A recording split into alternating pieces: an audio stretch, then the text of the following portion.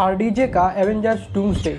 जब सब कुछ समाप्त लग रहा था तभी डूम्स के खिलाफ एक अंतिम युद्ध की तैयारी। लेकिन इस लंबी चौड़ी कास्टिंग क्लूज के इस अनाउंसमेंट के बाद एक और नया क्वेश्चन सामने आता है कि क्या अब एक्समैन एमसीयू में आ रहे हैं? क्या मार्वल के लिए एक छुपा हुआ अस्त्र साबित हो सकता है या फिर ये एक नैरेटिव डिजास्टर बन जाएगा? तो फ्यूचर स्पॉइलर अलर्ट को सामने रखते हुए वीडियो स्टार्ट करते हैं।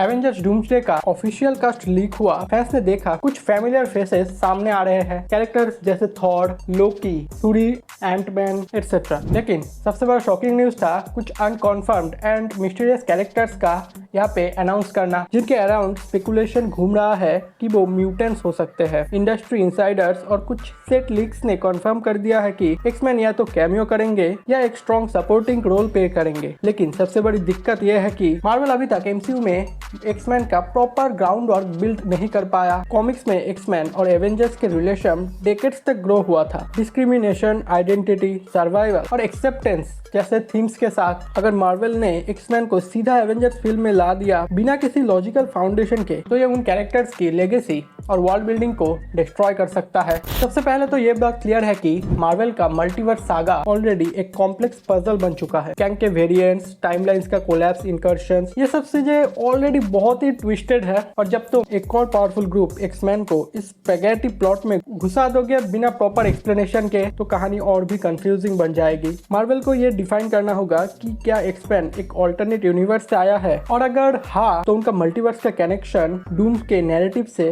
कैसे फिट होगा। और अगर वो हमेशा से ही अर्थ 616 में थे तो वो इन्फिनिटी वॉर और एंड गेम जैसे मोमेंट्स में वो थे कहाँ? अगर इन सवालों का जवाब लॉजिकल एंड स्टोरी रिस्पेक्टिंग नहीं होगा तो ऑडियंस का ट्रस्ट मार्वल पर एकदम खत्म हो जाएगा, जैसे हम द मार्वल्स एंड क्वांटामेनिया में देख चुके हैं। मार्वल को मल्टीवर्स और एक्समैन दोनों को बैलेंस करना पड़ेगा। एक ओवरलोडेड सैंडविच बन जाएगा जिसमें टेस्ट तो नहीं होगा बट इंग्रेडिएंट्स बहुत ज्यादा होगा। जब एवेंजर्स एंड गेम रिलीज हुआ था उस फिल्म में भी काफी कैरेक्टर्स थे, लेकिन उसकी कहानी एकदम टाइट और इमोशन ड्रिवन थी। हर कैरेक्टर को एक मोमेंट मिलता था जो उसे यादगार बनाता था। अब एवेंजर्स डूम्सडे में एक तरफ हमें दिखेंगे थॉर, लोकी जैसे एस्टैब्लिश्ड हीरोज, दूसरी तरफ डूम जैसे मल्टीवर्स विलेन और तीसरी तरफ एक्समैन जैसे नए फेसेस। ऐसे में क्या मार्वल सबको प्रॉपर स्क्रीन टाइम दे पाएगा या फिर सब बस एक दूसरे के डायलॉग्स में घुसे रहेंगे जैसे इटर्नल्स और द मार्वल्स में हुआ? ओवरक्राउडिंग का रिजल्ट ये होता है कि ऑडियंस किसी भी कैरेक्टर से इमोशनली अटैचमेंट फील नहीं करता। मार्वल को समझना होगा कि फैंस को सिर्फ सुपर पावर्स नहीं चाहिए, उन्हें कैरेक्टर्स की स्ट्रगल्स और जर्नी भी चाहिए होता है। और फिल्म सिर्फ एक विजुअल स्पेक्टेकल बन जाता है जिसमें कहानी का डेप्थ मिसिंग होता है।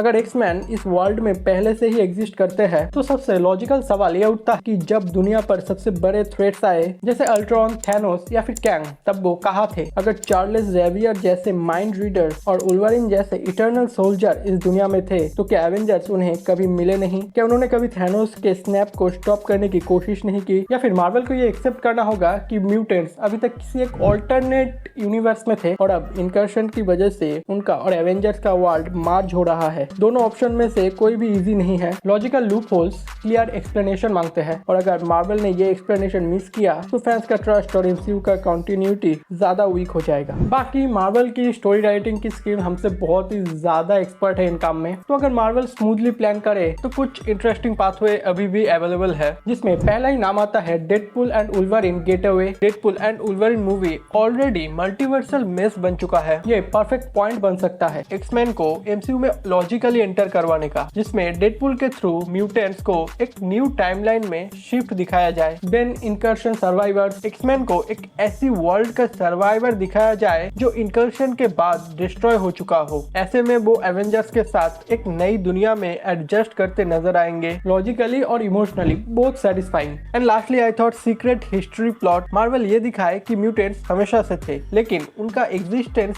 हिडन था डिजाइवर और मैग्नेटो की पावर्स की वजह से। ये ट्विस्ट एक शॉक और नैरेटिव गैप भी फील करता है। अभी तक तो सच ये लगता है कि मार्वल को एक्समैन को इतनी जल्दी हमारे यूनिवर्स पे लाने का यही मतलब क्रिएटिवनेस से ज़्यादा कमर्शियल लगता है, क्योंकि एक्समैन एक बहुत बड़ा फ्रेंचाइज है जिसका नाम ही सिर्फ टिकट को एकदम बुक करने के लिए काफ़ी है। बाकी डूम्सडे के बाद हमारे पास सीक्रेट वॉर्स भी आ रहा है, तो ये एकदम एक इन्फिनिटी वॉर के बाद जब एंड गेम का है उसका तो वाइब देता है। बाकी फिल्म के ऊपर ये बेस है कि वो कितना ज़्यादा हाइप बनता है एंड सक्सेसफुल होता है। बाकी आज का मार्वल का वीडियो हमारे यही तक था। बाकी और भी प्रोजेक्ट आएगा मार्वल के ऊपर और भी एक्स्ट्रा भी आ जाएगा। बस वेट करते रहना। काम चल रहा है, गर्मी में फट जा रही है, गर्मी में पूरा फट गया। बाय।